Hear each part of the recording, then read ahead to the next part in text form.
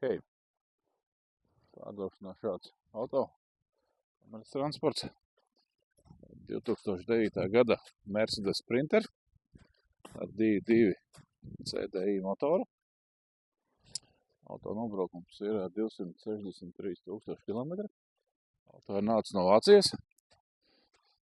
Latvijā nav eksploatēts, un auto ir sagatavots braukšanai, ir apkopts, ir samainītas eļļas, filtri, kā arī veikti nepieciešami remonti.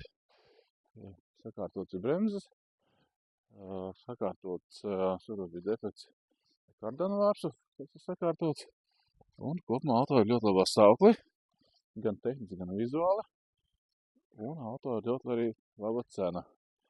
Cena ir 5250 eiro. Events šai automašīnai netiek piemērots. Tā kā interesē, zvani raksti. Es parādīšu, kas tās salons.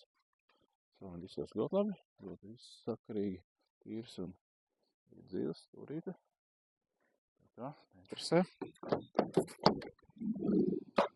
Te ir krāvas nodalījums.